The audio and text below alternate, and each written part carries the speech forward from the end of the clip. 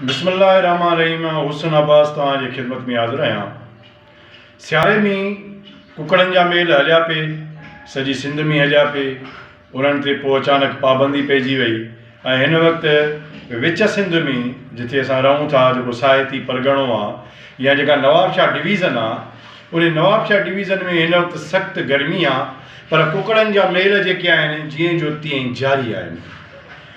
2 ॾींहं 4 ॾींहं पहिरियां कुकड़नि जो मेल असांजे इलाइक़े में हलियो पे त इहो हिकिड़ो वॾो गुनाह आहे ऐं मूं मोहतरम SHO शवाबुद्दीन कोलाची साहिबु, जेको हिकिड़ो सुठो पुलिस ऑफिसर आहे, उनखे मूं रिक्वेस्ट कई त मुंहिंजो साईं कुकड़नि जो मेल हले पियो, हिकिड़ो वॾो गुनाह ऐं कबीरा थी रहियो आहे, हिनखे रोकियो।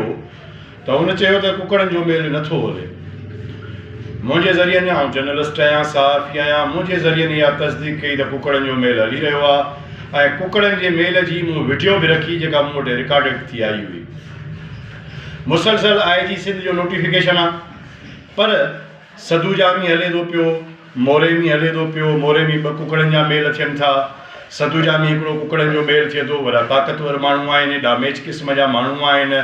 उन कुकड़नि जे मेल में पोइ फिरणी जी जवाब हले थी, आकड़ा बि हले थी, उते पते रांदि बि हले थी ऐं कुकड़नि खे मारे पोइ वरी नारा हणनि था अलाह अकबर जा ऐं ज़िंदाबाद जा। त केॾो वॾो गुनाह आहे ऐं पखी जेको आहे सो उहे मरी रहिया आहिनि। मोहतरम SSP नौशरो फिरोज़ कयूं पिताबी साहिब जे हुन में हली रही आहे क़यादत में, ऐं कयूं पिताबी साहिबु उनखे रोके बि कोन पियो। डिवीज़न नवाबशाह बेनज़ीराबाद जेका डिवीज़न आहे, उन सॼी में कुकड़नि जा मेल हलनि पिया, पर रोकण वारो केर बि कोन्हे। इंतिहाई अफ़सोस जी ॻाल्हि आहे।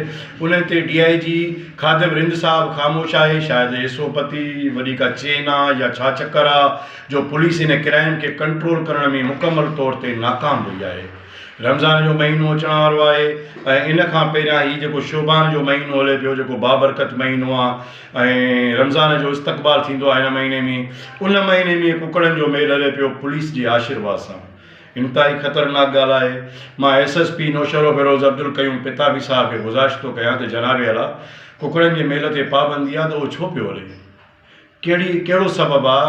जिन कुकड़नि जे मेल में कहिड़ो सवाबु आहे जेको तव्हां कमाए रहिया आहियो, खटे रहिया आहियो ऐं कुकड़नि जो मेल जेको आहे उहो हली रहियो आहे? उनखे रोकण जे लाइ अव्हां वटि को कानून मौजूदु कोन्हे को। बेगुनाह माण्हुनि खे ॿधे खंभे गुम करे छॾियो था महीननि जा महीना, उते तव्हांजो कानून मूंखे ख़बर न आहे त पुलिस छा करे रही आहे। आया या त को वॾो को हिसो पती मिली रहियो आहे जंहिंजे करे कुकड़नि जा मेल हली रहिया आहिनि। उन करे नवाबशाह डिवीज़न जे DIG साहिब खे जेको आहे